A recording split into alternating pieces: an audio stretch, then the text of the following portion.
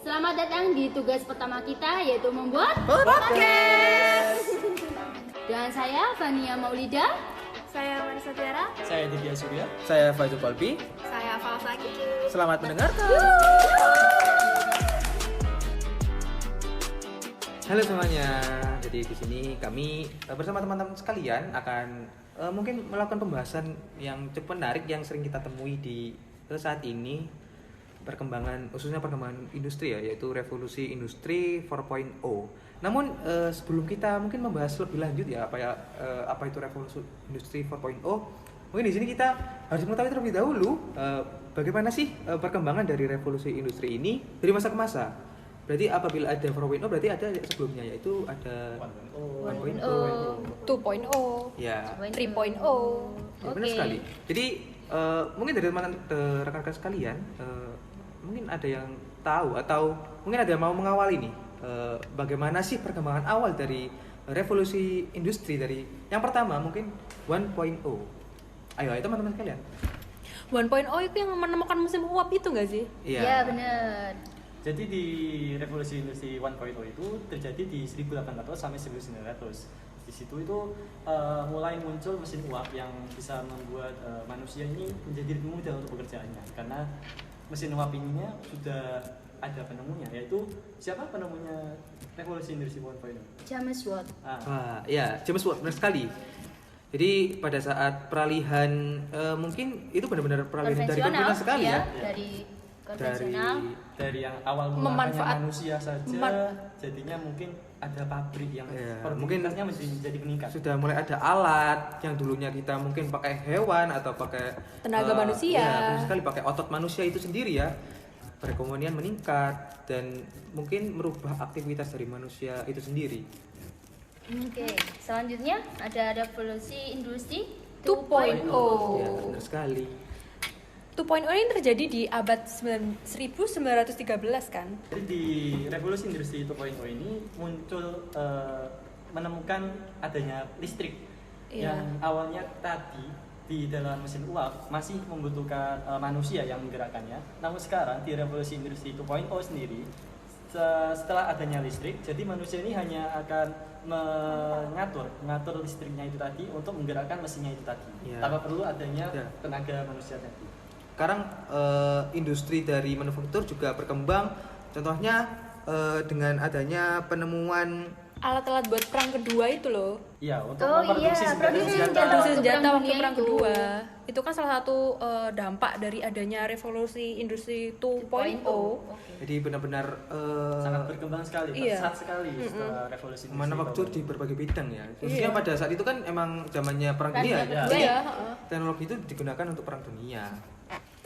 Selanjutnya ada 3.0. Oke, revolusi industri 3.0 dimulai dari abad ke-20. Pada revolusi ini Ditandai dari perubahan analog ke digital. Jadi langsung adanya komputerisasi ya. Iya betul. Yang paling penting tuh pencatatan yang dilakukan itu secara komputerisasi. Jadi pada sebelumnya sangat dipermudah ya dengan adanya revolusi industri ini. dan banyak sekali orang yang mengatakan bahwa revolusi industri 3.0 ini revolusi industri yang sangat penting. Sangat penting karena memang perubahannya sangat pesat, di mana tenaga manusia mungkin benar-benar sangat digantikan oleh komputerisasi ya, di mana pabrik-pabrik digantikan oleh robot, oleh mesin.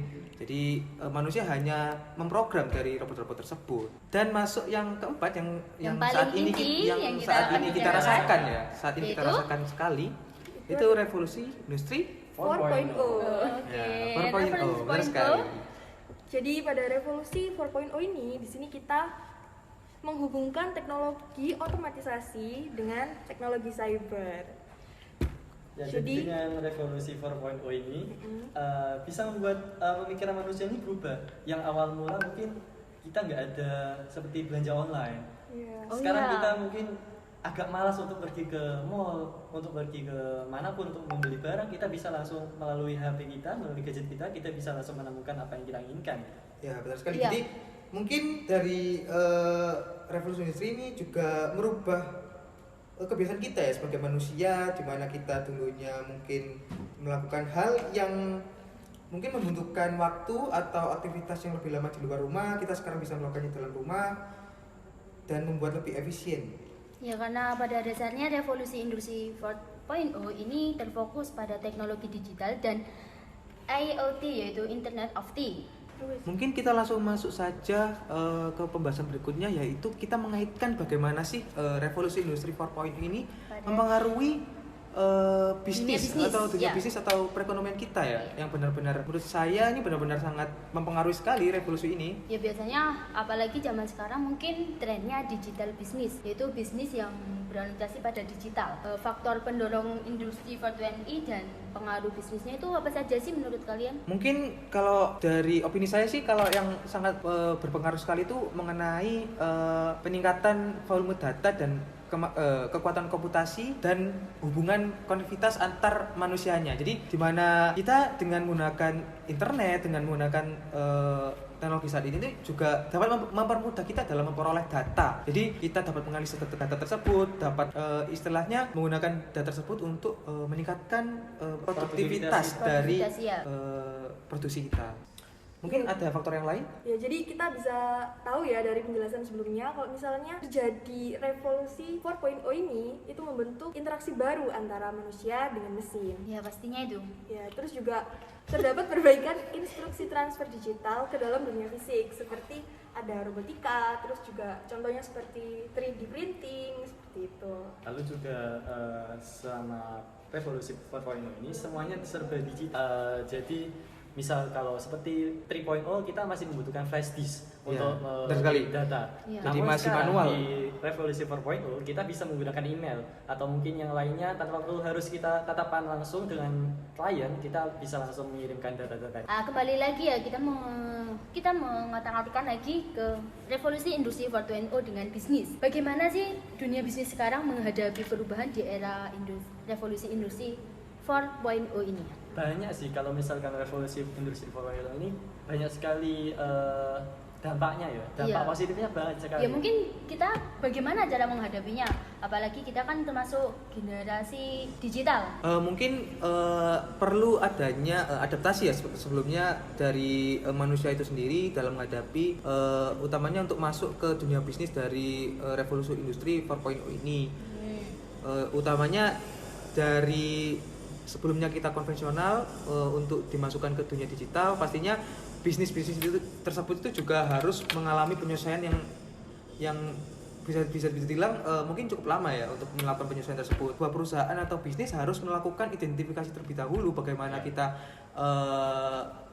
mengubah dari kebiasaan kita membeli secara konvensional dan mengubah ke online atau elektronik tersebut. Kan kita harus apa sih yang harus dirubah, apa yang harus beradaptasi lagi.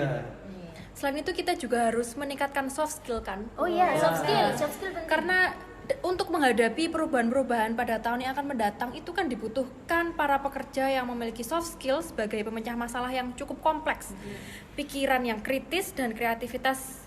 Selain itu soft skill kan cukup dibutuhkan kan untuk menghadapi. Ya, menjadi salah satu faktor penting ya untuk dimiliki oleh para pekerja di masa depan ini. Contohnya kita sendiri aja dalam bidang akuntansi ya, Okay. Kita kan sudah mulai teralihkan oleh aplikasi. Seperti contoh kita bisa membuat laporan keuangan kan kita udah ada aplikasinya.